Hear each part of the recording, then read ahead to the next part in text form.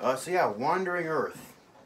It's a Chinese movie that got a lot of exposure and it was playing in gardens. It was playing relatively close by, so we saw it and it was pretty good. This is apparently the second highest grossing movie ever in Chinese history, cinema history. It grossed over $600 million in China, which is really impressive. And it apparently, I looked at the news and apparently Netflix is gonna be airing it in like other places. I don't know if they're doing it in this region, but I think they're doing it in other regions definitely. So yeah, that's pretty exciting because this movie was. I mean, I don't wanna blow my load over this, but like I think this is probably gonna be my favorite film of this year. Really? Well, I might be biased because it's I don't know. I'm a big fan of like a lot of Chinese movies. Yeah.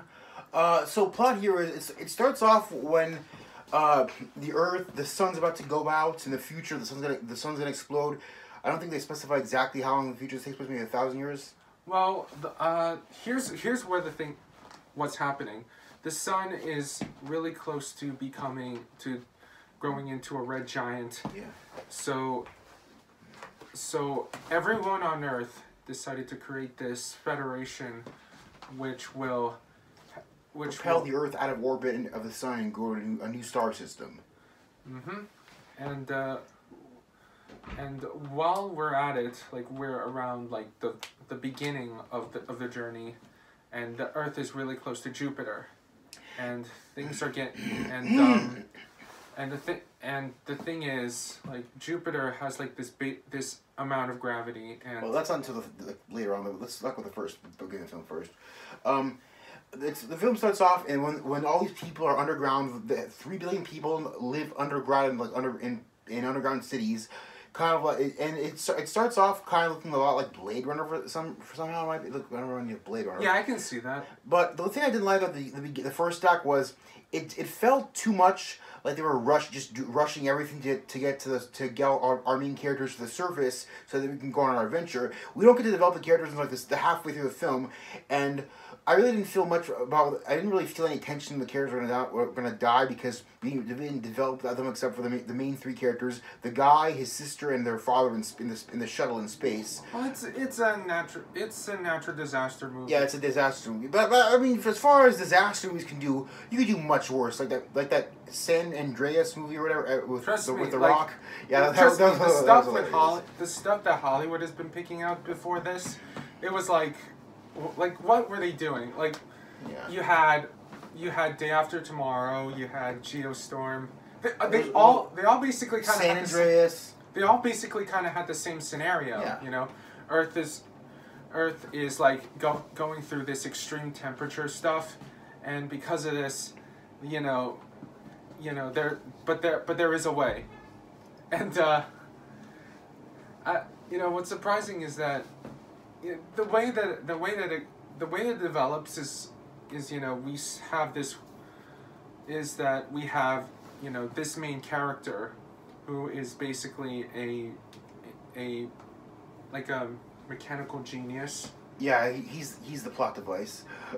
He's Scott Brown. He drives a truck. Yeah, and he's got a 14-year-old sister, which we later found out isn't his real sister. It was a girl that was adopted by their grandfather when she was like 2 years old. She was drowning in the river when all the ice caps were flooding, and there was this giant flood. When we see it in a flashback, we see that there's this girl who he adopts and treats her like, I guess they're trying to have a message of treat everyone like they're their family, because I think they said that the original sister died. I don't know if it was it was their it was. No, it was the main character's mother. Right, she did. So, the thing is, it's kind of like Elysium, where we have these main characters. Not really. We have these main characters in a space shuttle, and the other characters on the Earth, and or Geostorm. Or Geostorm, yeah. Except not sucky. Yeah, yeah. Elysium was good. So what happens here is they get arrested for illegally stealing a cargo truck. And then they meet this guy called Tim, who's half Chinese, half Australian. He's got blonde hair, and he's the comedic relief. Well, he doesn't really do much comedy, but except for the fact that he insists on that he's pure Chinese, and everyone makes fun of him for being blonde, I think. Yeah, I think for dyeing his hair blonde. So it's those four, there and their father is on the space shuttle space colony. Yes, his colony. Working to help guide the Earth out of orbit. Yeah. So when they get to Jupiter, so later on, there's a scene where they have to like get this battery out of. It was kind of really rushed. So they end up. So there's an earthquake, and it turns out the Earth is in the gravitational pull of Jupiter. Yeah. So they have to get, and then they get intercepted by this party that is guiding this power source for one of the jets. The jets. The jets, or the fire thing, the thing that shoots fire at the ground. Yeah, the engines, the fire engines. The fire engines that are sending the Earth. Yeah, because after the earthquake happens, half these power generators that shoot fire out. There's 10,000 of them that are used to guide the Earth out of into space. However, after the earthquake hits, half of them lose their power, so they're not able to escape Jupiter's gravity, and they're all going to die. By the last minute, they have an idea, which is to shoot a giant beam of plasma, or into Jupiter's atmosphere, which will cause it to combust, and like the wave will like fire a gigantic fire wave at the Earth and push it out of orbit into safety. So that they have to blow up like half the Earth in order to save the rest of it. So yeah. it's like so basically it's all these weird scientific explanations, yeah. But marred with like all this weird, It's all supposed to be made epic. Yeah. Meanwhile, on the space colony, we got like 2001: A Space Yeah, Odyssey. we have Hal, this robot that's only programmed to follow protocol. But unlike Hal from 2001: Space Odyssey, this robot can't think for itself. It's only thinking about saving the people on the space shuttle and not on the Earth. It's thinking about the programming that was programmed by the government. The government. And they realize towards the end, there's also this funny scene with this Russian guy who, for how much he loves his vodka. There's this guy who speaks Russian on the space shuttle, and Makarov, I think his name was, and he smuggles in vodka into the space shuttle. The Russians, their vodka. At the very end, in order to override the safety program to keep the space shuttle in place, because what happens is they try and shoot a gigantic beam of fire at Jupiter, but it won't reach. So in order to extend the reach of the giant beam of fire, what they do is the main character does a kamikaze. He tries to steer the space station into the giant beam of fire when the space station has over 300,000 tons of gas, and they're going to use that to expand the length of the fire beam, which will in order to do this, he has to override the safety program. In order to override the safety program, he throws a bottle of vodka at HAL 9000 or whatever, I'm not sure that it would have exploded to flames if it did that. Well, they were in a room of pure oxygen, and he turned off the fire extinguishers. So he managed to melt HAL 9000 using vodka, and then he. Yeah. For those of you wondering, don't try to explain the science of it. Yeah. It's literally vodka's like 90% alcoholic by volume, I think. So it's literally meant to be like that kind of movie where science be damned. Yeah. So what's the thing I want to say about there was one action scene I thought was kind of weird. There was an action scene, was there? Oh yeah, there was this one scene where I think they could. It was an action. Sorry, you're saying? I don't know if it was an action scene. It was this one scene that I really liked. It was when the grandfather is talking to his grandson and the adopted granddaughter. He's talking about how the Earth used to rely so much on money, about how there used to be this thing called money, which people fought over, and it talks about how people ruin their lives over money, and now it's like now you fight just to stay alive one more day. Which makes you wonder, if there's no money in the world, what currency do they use to buy things with? I think that I think they still use money. No, they don't. He said there's no money, so they're all underground. So I guess it works on like a communist everyone gets everything they want system. I mean, China's a communist country, so I guess they're trying to like. I saw one review saying that they're trying to promote communism by saying that everyone should get everything for free in this world. So this movie's promoting communism. But I wouldn't say it's promoting communism. I mean, given the context of the fact that they're all living underground because the Earth has been frozen, the entire world has been frozen. I think it's given the context, I mean, they're trying to make a point that money. That people used to fight over frivolous things like money and luxuries, and now we're fighting to sale for just one more day. Well, I think that's the point they're trying to make. I don't think they're trying to promote necessarily promote communism. At this point, you know, the issue is kind of invalid anyway because, you know, it's because I think what was more important to all of them is that, you know, they have. You know, they have food. Yeah. They have they have shelter. They have all of that. They're all living underground. So I guess it's kind of like a. I remember that like the main character in the beginning, like when they were going to rent the thermo suits. Yeah. He gave him like this amount of thing. Yeah, I guess they trade equipment for money, from currency. I guess this one guy has all these in the very beginning, this one guy had like 6 of these cans that expand and make these protective bubbles that they use to survive earthquakes and stuff. Yeah. So I guess, and they use them to like they can all be used defensively to like create a giant air pocket and like shoot it and it blows up and. Yeah. It's kind of hard to explain unless you see it for yourself.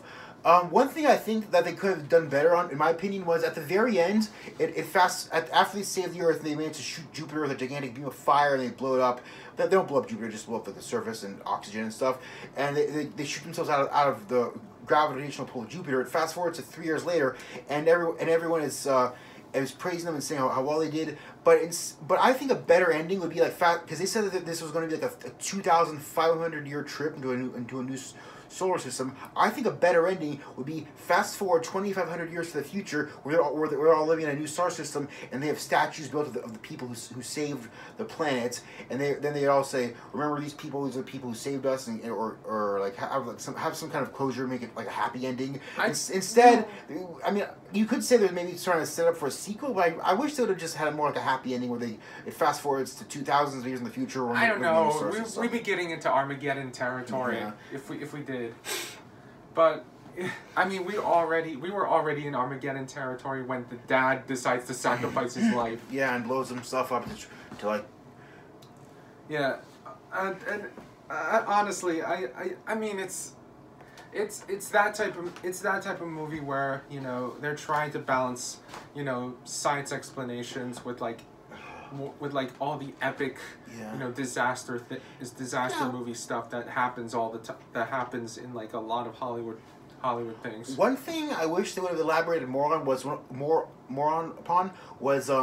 when they were at the very beginning, when the girl who's like 14, she's in middle school or high school, they're talking about what the meaning of hope, the definition of hope is, and some person says hope is like a diamond or something like that, and towards the end it comes into play, but it's only towards the very end when this comes into play. I wish that there was more scenes like with her in school, and we saw more of her life. I wish we had more of her in the movie. I mean, I guess they wanted a cute kid in this movie because they wanted to like because she represents innocence, and kids in movies are supposed to represent like innocence. Well, and stuff.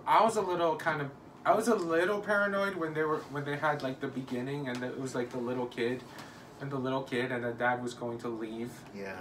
And I don't know. It could have gone like two ways. One, like the kid turns out to be like the kid, like we stay on the kid at his younger years and he's like, I don't know, an annoying person, or he grows up to be like this, you know, this hard-edged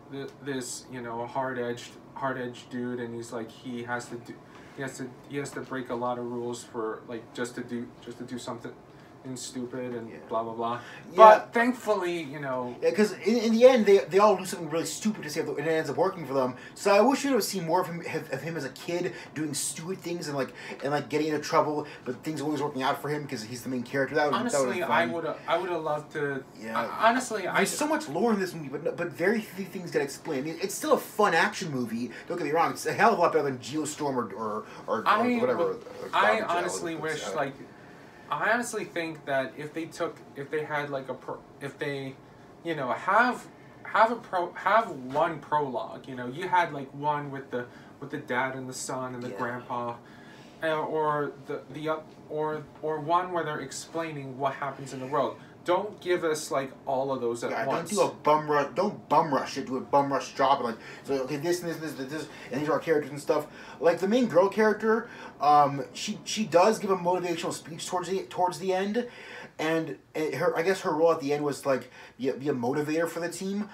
But it would have been fun, like, if she had more of an arc. Like, let's say at the beginning, we see that she's not very interested in learning at school. I wish she had more screen time. Yeah, me too. Like, at the beginning, we see how she's learning what the definition of hope is and what it means to be hopeful, and we see that she's not really she's not really into it. She's not really into learning about that. And towards the end, she's all of a sudden without much development. She's like, oh, I care about hope because we learned in school what the meaning of hope is. Yeah. Like have a scene where the teacher's scolding her for not being very attentive, or or have a scene where she's talking to a friend of hers, and she realized at the end, if I don't do this, my friend's gonna die. I have to do this to save my friend. Like, give her a reason to be hopeful. Don't just say she has to be hopeful because she heard the word hope when she was a kid, when she was in school, and all of a sudden she's like, oh my god, I remember we learned about hope in school, therefore I have to be hopeful. It reminds me of I mean, she lost her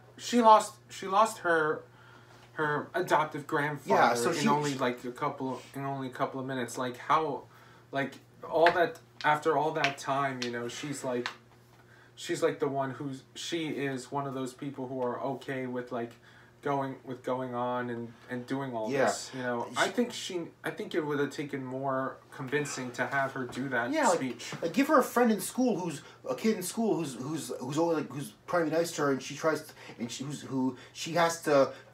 A reason to want to go on forward, pursue saving the world. Give her a friend who she's thinking, okay, if I don't do this, my friend's gonna die. Something like that.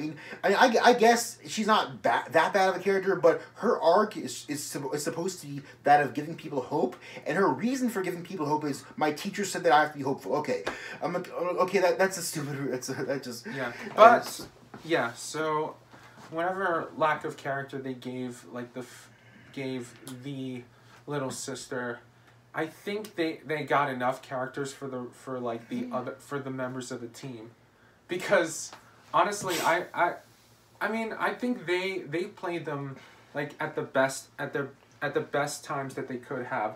Yeah. Like the brain, the comedic relief, the Tim, the blonde guy. There's the hard-edged military dude. There is the wimpy guy who manages to redeem himself at the end by plugging in the nerd, not really wimpy, nerdy guy. He's not really that like of a wimp. I mean, given the situation, of course. He's like the lead technician. Yeah, he's the nerdy guy. I mean, I wouldn't call him a wimp. Given the situation, I'd be scared shitless too. So I wouldn't call him a wimp. He's a nerdy guy. And I think there was a couple of cool jokes we got from that crew. Yeah, and a couple of good dramatic scenes. I think their dramatic scenes worked better than the scenes with the family, I think. Yeah, like the scene when there's this one scene where the blonde guy, Tim, is trying to pull this other guy out of this reactor core, because in order to close this reactor core, what they're trying to do is they're trying to siphon all the energy out of 6 of the reactors. There's 7 reactors, and they're trying to siphon the energy out of 6 of them to put them onto one, so it'll be extra long. It'll be able to reach Jupiter. And in order to do that, they have to close this one reactor, but they have to do it manually. Yeah. So then this scene where this guy is like pulling on this rope, and he's under this reactor, and he has to kick these things out of the way, and then at the end, like, he has like 10 seconds before it's gonna fall on him. So the main character, so Tim has to pull him out of the way really fast. Again, very predictable that they get out, but I think it's the best. I think the thing is, it is suspenseful in the right way. It's predictable, but we get like probably a great performance from those guys. Yeah, I wish there was more. There's just one other funny scene I remember with Tim where they he's the guy that break out of jail.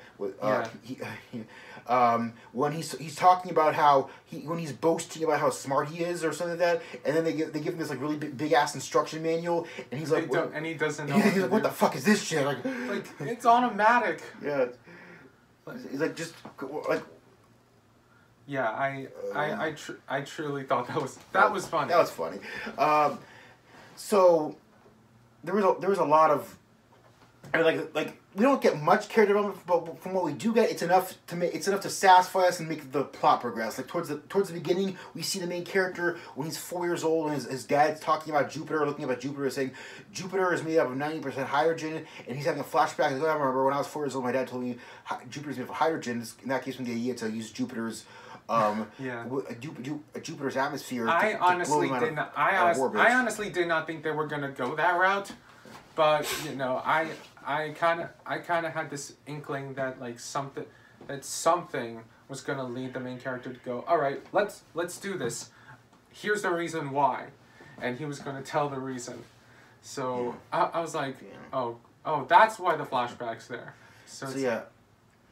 It also like the underground world doesn't really get much screen time. I would have really liked the movie just like 5 or 10 minutes longer, and we have to see more about how people are living underground, like how they're living their daily lives. The movie was like about 2 hours. It was 2 hours and 5 minutes. I checked, and I don't know. Maybe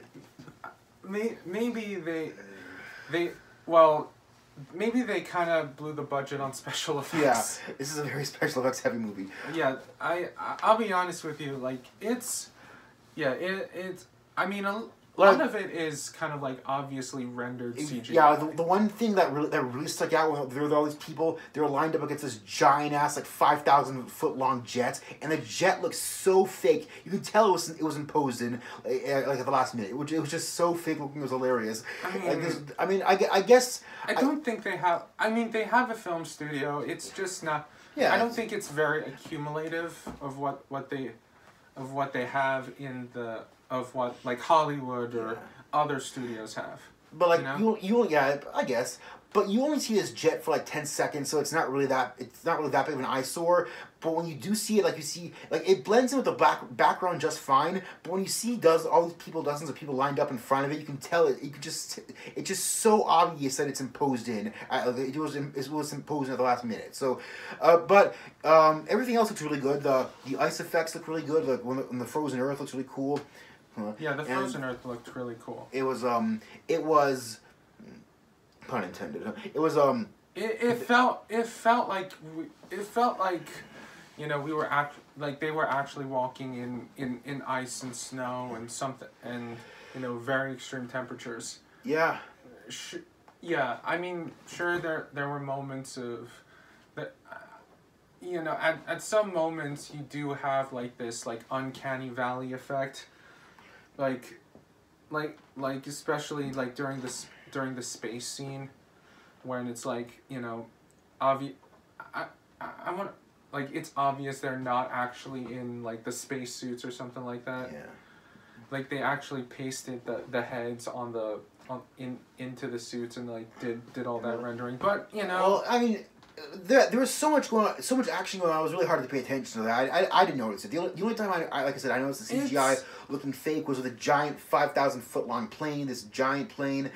I think mainly it's kind of like due to I think the quality of the effects are much better than what we've seen in most Hollywood movies today. One thing I don't get was instead of using you have enough resources in the future to apparently build 10,000 giant 5,000 foot tall or like however big they are, 10,000 gigantic engines that can push the Earth out of orbit. Why not use those resources to just migrate to another planet like Mars, and then I guess because I guess I don't know. I think human instinct just says like we don't want to start over. We want to continue what we have on Earth. I mean, I heard even though we have like this like amount of like 1,000 like embryos on a space shuttle. Yeah, and what happens is this program has some asshole. Turns out the program was actually like when it fails, they have this backup program which will definitely be a success. Which I don't get. They did the same thing in Interstellar. Really? Man. the backup program was to save the lives of all the thousands of embryos and sperm and take them to another galaxy. But how do they do that without the natural resources of the Earth? The Earth is the only thing with enough resources to push them into this other solar system. They say they have like 300,000 tons of fuel on the satellites, but given the size of the satellite, how are they going to be able to push it out? I guess I mean, yeah, it is kind of a plot hole, but at the same time, this whole movie is really just ridiculous. It's just so out there. Yeah, I mean they did the same thing with Interstellar with the backup plan that NASA decided to put in. Yeah. And but and again, it doesn't work because obviously there's another way to do it, and well, thankfully the way that they do it here in the Wandering Earth is much more, I want to say much more plausible, but then again it's I mean, what do you expect from this type of movie, Yeah, so another thing that I would wish they would have done more on is show what the Earth was like while it was going through the 14 years prior to the story, while the Earth was still like flooding, like show more what the Earth was like before it started to flood, and we show get a couple of flashbacks. But yeah, like show a scene where all these people are like there's like the grandfather is trying to tell the people about how people fought over money. Like show a scene where people are killing each other, fighting over money and territory, and then we see how ridiculous it was, and in the future where everyone's living on the ground, everyone's thankful to have whatever little they have. Yeah, I would have loved to see a contrast on that, but I guess overall, I would say. What's the budget of this movie? I think it was in like less than 10 million. Really? It looked really good. Well, that's the case. Then it was really good for its budget. Either way, I mean, I can see why they spent a lot of money on this because, again, because given like the look and the feel of this movie was kind of meant to emulate like a Hollywood movie. Okay, budget doesn't say what the budget is. Just 50 million. Yeah. 50 million? Yeah. Okay, that makes sense. Yeah, one thing I think that this always bothers me in movies that take place in like the Antarctic or in like icy areas is whenever they talk, and they had helmets on throughout the majority of the film because to save them from the temperature. But during the scenes where the helmets are off and and everything's around them is frozen, we don't see any of their breath coming out, because when you're in a freezing environment, you're gonna be able to see your breath, like things like that. That happens in lots of movies. This one, I mean, it's not just a nitpick, but it happens in a lot of movies, so I'm not going to give this movie that much flack for it, but it just felt like something that, I don't know, could have made it feel more real. Yeah, it was, yeah, but, I personally would recommend this, because, I would too. Yeah, it's kind of like Jaws or The Birds.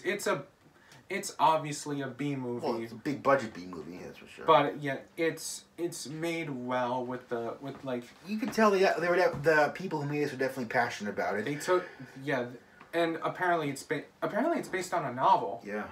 Yeah, it's based on a Chinese novel, and I think they made a lot of liberties with it, because I don't know how long it's been since the book was written, but obviously there probably were a lot of changes, but I think those changes were made for the better, for to add more to the characters we got. So yeah, big budget, lots of relatively big budget, 50 million. That's pretty big. Yeah. Oh, definitely. Not relatively. Lots of action, lots of peril. Not characters could have been written a little bit better. I mean, you know where everything's gonna go. Yeah. But yeah, that's I think. And also, I think there was a very powerful message about human human integrity Yeah. is more powerful, or ingenuity is more powerful than pre-programmed artificial intelligence, because they originally said when they shot out the beam of fire at Jupiter, they originally calculated it saying that it wouldn't be able to reach, and so the calculations it says there was a 0% probability of being able to reach Jupiter's atmosphere before Earth gets destroyed. So, but they did it anyway. But they did it anyway, and the program did not take into account sacrificing itself to blow itself up to extend the reach of the beam, and that just shows how humans are able to think outside the box. Like, okay, this program says that there's a 0% probability the beam will reach Jupiter, but what if we do this and increase the range? And the robot's like, and they're like, oh, that's a good idea. Like, so I guess it does a good job showing how people are able to think like outside the box, and it did like that. It did a really good job showing how, even when the probability is 0, human beings are stubborn, and they'll pull through at the very end. Never tell me the odds. Never tell me the odds. The odds are 0% chance they'll do it. Like, never tell me the odds. Like, so. Obviously you know where you're gonna get when you watch this movie, but there's something to it that that is unique about it compared to what the things that have attempted to do that. If this movie was made by Americans, I guarantee you it would end with Jupiter exploding, and then like it would just be remaking Armageddon. Yeah, they'd be remaking Armageddon, and then it would have Bruce Willis sacrificing himself again, and his daughter in space, and then he makes some heroic speech, and then he'd be like. And then there would be like some message, some forced crammed down your throat message about like I don't know. I mean, what they did with it was worth the watch. Yeah. So, yeah, I mean, the characters are okay. So in summary, characters are simple, likable. Special effects could have been a bit better at times, but they're not an eyesore either. I mean, if you know what you're getting into, and you can just suspend your disbelief enough, it's not gonna like be an eyesore to look at, except for that one 10-second scene where you have all the characters line up against the giant 5,000-foot long jet, but it's airplane. But it's other than that, and the what'd you say you didn't like that was fake, and the helmets being synthetically imposed on the people's bodies.